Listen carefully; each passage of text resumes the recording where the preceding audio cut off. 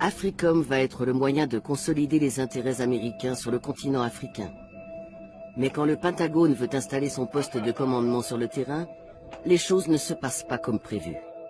Les Américains cherchaient à établir le siège d'AFRICOM ainsi qu'un siège de la CIA pour l'Afrique au Mali. Le problème, c'est que les Africains ont une position commune actuellement de refuser l'établissement de nouvelles bases militaires. Cette opposition a obligé les Américains à installer la base de commandement d'AFRICOM à des milliers de kilomètres de là, à Stuttgart, en Allemagne. La résistance contre toute présence militaire américaine est longtemps menée par un leader africain charismatique et fort riche, le même qui est depuis des décennies une sérieuse épine dans le pied de l'Occident. Dès le début de sa carrière en tant que dirigeant politique, Mouammar Kadhafi s'est opposé à toute présence militaire étrangère en Afrique. Une des premières choses qu'il a faites après son arrivée au pouvoir en 1969 a été d'expulser les bases militaires britanniques et américaines de Libye. Et la position de Kadhafi jouissait d'un soutien politique considérable sur le continent. Nelson Mandela partageait quasiment le même point de vue. Il n'était pas question que des forces africaines soient commandées par des représentants militaires étrangers, ni que des militaires étrangers occupent une partie de l'Afrique ou opèrent sur son sol.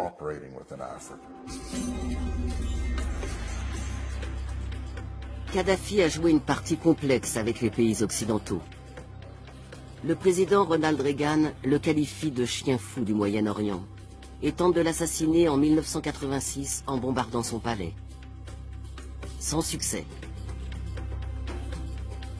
Les immenses réserves pétrolières que Kadhafi a nationalisées quand il a pris le pouvoir lui assurent une véritable indépendance et un ascendant sur l'ensemble du continent.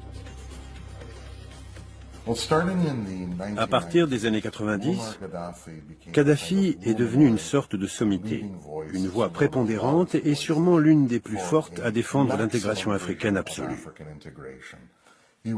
Il était considéré dans toute l'Afrique comme le successeur de Kwame Nkrumah en ce qui concerne la vision de l'unité africaine. Et ce n'était pas que des belles paroles. Kadhafi tenait non seulement à accélérer ce processus d'intégration, mais aussi à le financer. L'argent du pétrole libyen permet à Kadhafi de développer des projets ambitieux. 300 millions de dollars pour le premier satellite panafricain Rascom.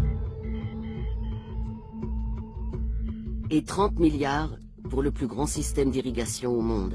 En puisant dans les immenses réserves d'eau douce sous le Sahara, il transforme des dizaines de milliers d'hectares de désert libyen en terres agricoles. Kadhafi démontre ainsi que l'Afrique peut se développer sans passer par les banques occidentales ou le Fonds monétaire international. À coût de dizaines de milliards de dollars, la Libye a financé un grand nombre d'institutions économiques comme la Banque africaine de développement ou le Fonds monétaire africain. L'Afrique allait développer ses propres solutions, mettre en place ses propres programmes. Donc l'Afrique, du point de vue de Kadhafi et sous son leadership, est ainsi devenue de plus en plus un bloc et non plus une série de nations individuelles disparates avec lesquelles on pouvait négocier en tête-à-tête et qu'on pouvait monter les unes contre les autres. Lorsque Kadhafi est élu président de l'Union africaine en 2009, les Américains s'inquiètent. Dans un câble révélé par Wikileaks, il note que la Libye va chercher à utiliser la présidence de Kadhafi pour le glorifier et promouvoir son projet d'États-Unis d'Afrique. Les multinationales américaines ont aussi leurs problèmes avec le dirigeant libyen. En particulier, lorsqu'il décide d'annuler un contrat d'1 milliard de dollars avec Bechtel, la plus grande entreprise de travaux publics aux États-Unis, qui entretient des liens étroits avec Washington. Le fait qu'une compagnie ayant le savoir-faire et l'assise financière de Bechtel ne soit pas parvenue à décrocher ce contrat est un avertissement pour les entreprises américaines et occidentales qui cherche à s'implanter sur le marché libyen en pleine expansion, ainsi que pour les autres entreprises américaines qui envisageraient d'y investir. Kadhafi se met aussi à dos la France. Après avoir été courtisé par le président Nicolas Sarkozy, le dirigeant libyen annule de gros contrats d'armement. On oublie à quel point Sarkozy avait déroulé le tapis rouge à colonel Kadhafi en décembre 2007 et que le colonel Kadhafi, en échange, lui avait promis 14 milliards de dollars de contrats. Il y avait une shopping list absolument incroyable. Finalement, Kadhafi a ridiculisé Nicolas Sarkozy parce qu'il n'y a rien eu du tout ou très très peu de choses par rapport à ce qui avait été promis.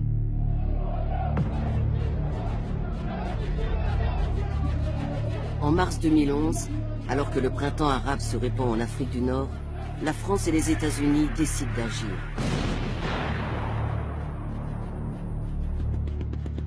Le Conseil de sécurité des Nations Unies donne son aval. La protection des droits de l'homme justifie la guerre. Nos forces aériennes s'opposeront à toute agression des avions du colonel Kadhafi contre la population de Benghazi. We hit Gaddafi's troops in neighboring Ajabia, allowing the opposition to drive them out. We hit Gaddafi's air defenses. C'est la première guerre d'Africom et son commandant en chef est le premier président afro-américain. Pour reprendre les mots du gouvernement Obama, le rôle des États-Unis dans la guerre contre la Libye consistait à diriger par derrière. Mais le plus intéressant, c'est que la guerre a été ouverte et dirigée d'abord par Africom, puis la mission a été reprise par l'OTAN.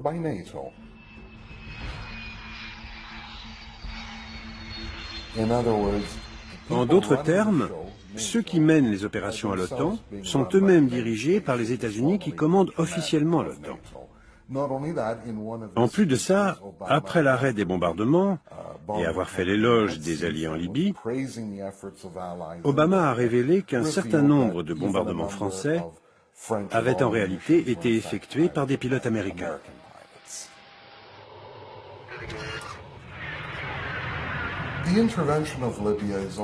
L'intervention en Libye est aussi une façon d'envoyer un message aux autres États-nations africains. S'ils se lancent dans un processus de défiance radicale, visant à une indépendance radicale, dans un processus nationaliste et anti-impérialiste, il pourrait y avoir des conséquences qui ne sont plus de l'ordre de l'hypothèse. Cela revient à envoyer le signal clair aux États africains qu'il y a des limites dans lesquelles ils doivent opérer et qui ont été fixées par les opérations militaires américaines.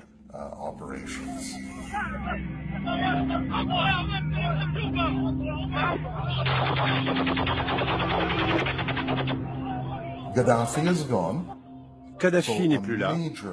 Un obstacle majeur à la pénétration militaire américaine en Afrique a de fait été éliminé. We came, we saw, he died.